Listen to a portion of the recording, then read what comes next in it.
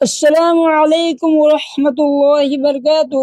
آپ سبھی ساتھیوں کا خوش آمدید کرتا ہوں، ویلکم کرتا ہوں اپنے ہی YouTube channel Ideal Star classes میں۔ ساتھیوں، آج کی اس کلاس میں ہم پڑھنے والے ہیں بہار بورڈ کلاس 12 اردو کہکشاں حصہ دوم۔ چیپٹر کا نام ہے خواجہ حسن نظامی اور مضمون ہے مٹی کا تیل۔ آئیے آج کی کلاس کا باضابطہ آغاز کرتے ہیں۔ سب سے پہلے ہم مضمون کے اوپر چرچا کرتے ہیں، گفتگو کرتے ہیں کہ مضمون کسے کہتے ہیں۔ عام طور سے کسی خاص موضوع پر جو قلم بند کیا جائے اسے مضمون کہتے ہیں۔ پیارے دوستو، کسی خاص ٹاپک پر، کسی خاص موضوع پر جو تحریر کرتے ہیں، جو لکھتے ہیں، اسی کو ہم مضمون کہتے ہیں۔ انگریزی میں اس کے لیے اس لفظ مخصوص ہے۔ انگریزی میں مضمون کو ایسے کہتے ہیں۔ مضمون کے لیے یہ ضروری ہے کہ لکھنے والا اپنی باتوں کو سلسلہ وار طریقے سے بیان کرے، وہ اپنے موضوع کے تمام پہلو پر قادر ہو۔ مضمون نگار کے لیے یہ ضروری ہے کہ اپنے مضمون میں اسٹیپ بائی اسٹیپ طریقے سے بیان کرے، وہ اپنے موضوع کے تمام حصوں پر قدرت رکھتا ہو، ہنر رکھتا ہو، کس طرح اسے ڈیزائن کیا جائے، ڈیزائن کرنے کا طریقہ اسے معلوم ہو۔ اب آئیے مضمون کی پہلی قسم کو دیکھتے ہیں۔ پہلا ہے تنقیدی مضمون۔ جس تحریر میں شعر و ادب کی تفہیم اور تعبیر و تصحیح کی کوشش ہوگی اسے تنقیدی مضمون کہتے ہیں۔ یعنی جس تحریر میں اشعار کے اوپر ریسرچ کی جائے گی، پتہ کیا جائے گا کہ وہ لکھنے کا کیا ریزن تھا، ایسے کیوں لکھا گیا، اس کے بارے میں ڈسکشن کیا جائے گا اور اس کے اندر نقطہ کمی یا بیشی نکالی جائے گی، اسے ہی تنقیدی مضمون کہتے ہیں۔ اب آگے آئیے مضمون کی دوسری قسم کو دیکھتے ہیں، علمی مضمون۔ جس تحریر میں لکھنے والا کی نقطہ نظر علمی ہو اور تحریر کا انداز بھی عالمانہ شان کے حامل ہو اسے علمی مضمون کہتے ہیں۔ یعنی جس تحریر میں علمی کے اوپر گفتگو ہو اسے ہی علمی مضمون کہتے ہیں۔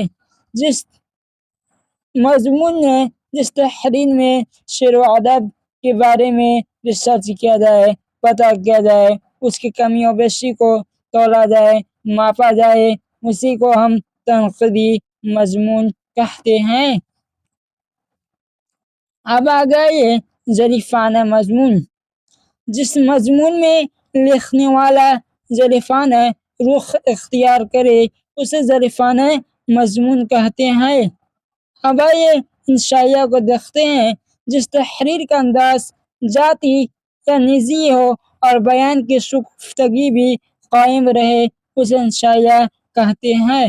اب آئیے مصنف کے حالات زندگی کے اوپر چرچا کرتے ہیں، گفتگو کرتے ہیں۔ نام ہے خواجہ حسن نظامی۔ والد کے نام ہے سید عاشق علی نظامی اور والدہ کے نام ہے چہتی بیگم۔ والدین نے ان کا نام قاسم رکھا، لیکن علامہ اقبال نے انہیں خواجہ حسن نظامی نام دیا۔ یعنی والدین کی طرف سے جو نام دیا گیا ہے وہ ہے قاسم، اور علامہ اقبال نے انہیں حسن نظامی کے نام دیا، جو آج بھی حسن نظامی کے نام سے مشہور و معروف ہے۔ ان کے پیدائش اور وفات کو دیکھتے ہیں۔ پیدائش اور وفات: پیدائش دسمبر 1873 اور انتقال 31 جولائی سن 1955 میں ہوئی۔ جد امجد یعنی ان کے پروج ان کا اشراف کے بارے میں دیکھتے ہیں وہ کن کی اولاد سے ہیں۔ خواجہ حسن نظامی حضرت سید بدر الدین کے اسحاق کی اولاد میں ہے، یعنی ان کے پروج کا نام سید بدر الدین اسحاق ہے۔ خواجہ حسن نظامی ابھی کم سن تھے کہ ان کے والدین کا انتقال ہو گیا، یعنی خواجہ حسن نظامی ابھی بچہ ہی تھے کہ ان کے والدین، ان کے ماں اور باپ دونوں کا انتقال ہو گیا۔ ان کے بڑے بھائی سید حسن علی شاہ نے ان کی کفالت کی، ان کی دیکھ ریکھ، ان کی پرورش ان کے بھائی خواجہ حسن علی شاہ نے کی۔ انہوں نے اپنی قبر بستی حضرت نظام الدین اولیاء میں 50 برس قبر تیار کر لی تھی، اسی میں دفن ہوئے۔ پیارے ساتھیو، خواجہ حسن نظامی نے اپنی وفات سے تقریباً 50 سال پہلے حضرت نظام الدین اولیاء کے درگاہ میں اپنی قبر کھدوا لی تھی اور نصیحت کی تھی کہ جب ہم انتقال ہوں گے اس میں دفن کرنا۔ آخر اسی طرح ہوا، جب وہ انتقال کیے ان کو دفن اسی قبر میں کیا گیا جس قبر کو وہ زندگی میں کھدوائے تھے۔ اب آئیے، خواجہ حسن نظامی نے مختلف اساتذہ سے قرآن و حدیث کی تعلیم حاصل کی۔ خواجہ حسن نظامی نے مختلف علماء کرام سے قرآن و حدیث کی تعلیم و تربیت حاصل کی۔ اب ان کی ازواج زندگی کو دیکھتے ہیں۔ 18 برس کی عمر میں اپنی چچا کی لڑکی سیدہ حبیب بانو سے نکاح ہوا۔ پہلی بیوی کے وصال کے بعد سیدہ محمودہ خاصہ بانو سے نکاح ہوا، یعنی پہلی بیوی کے وصال کے بعد، انتقال کے بعد انہی کی بہن سیدہ محمودہ خاصہ بانو سے نکاح کیا، یعنی دونوں سگی بہن تھی اور خواجہ حسن نظامی کی دونوں چچیری بہن تھی۔ اب آئیے خواجہ حسن نظامی کی اپنی خدمات کو دیکھتے ہیں۔ انہوں نے حلقہ نظام المشائخ اور رسالہ نظام المشائخ کی بنیاد ڈالی۔ انہوں نے 200 سے زیادہ کتابیں لکھی اور ہر جگہ زبان نہایت سادہ استعمال کی، یعنی خواجہ حسن نظامی نے 200 سے زیادہ کتابیں لکھی اور ہر کتاب میں انہوں نے بول چال کی زبان استعمال کی، نہایت سادہ بھاشا استعمال کیا جو لوگوں کو سمجھ میں آ سکے۔ صحافی کی حیثیت سے انہوں نے بڑا نام پیدا کیا اور روزنامچے اور قلم چہرہ ان کی ایجاد ہے۔ صحافت کی دنیا میں بھی، پترکاریتا کی دنیا میں بھی انہوں نے بہت نام کمایا۔ ان کے 2 اخبار روزنامچے اور قلم چہرہ ہے۔ اطہار سلطنت کے متعلق انہوں نے کتابیں لکھی، یعنی اطہار سلطنت میں جو گھٹنا گھٹی تھی، جو واردات پیش آئی تھی، جو حادثات پیش آئی تھی، ان کے متعلق انہوں نے ایک کتاب لکھی۔ حضرت نظام الدین اولیاء کے سوانح نظام باصری کے نام سے ترتیب دی۔ حضرت نظام الدین اولیاء کے سوانح یعنی حیات زندگی کے اوپر ایک کتاب لکھی جن کا نام ہے نظام باصری۔ انہوں نے حضرت نظام الدین اولیاء کے پوری زندگی کے اوپر لکھا، یہ ہے نظام باصری۔ اگر حضرت نظام الدین اولیاء کے زندگی کے بارے میں پڑھنا ہے، جاننا ہے تو نظام باصری کو پڑھیں، اس میں پورے زندگی کے بارے میں لکھی ہوئی ہے۔ سپارہ انصاف پرداز ان کا اہم نمونہ ہے۔ اب آئیے مختصر ترین سوالات کو دیکھتے ہیں۔ آگ، ہوا اور پانی میں خاک میں سب سے کمتر کس کو سمجھا جاتا ہے؟ جواب ہے آگ، ہوا، پانی اور خاک میں سب سے کمتر مٹی کو سمجھا جاتا ہے۔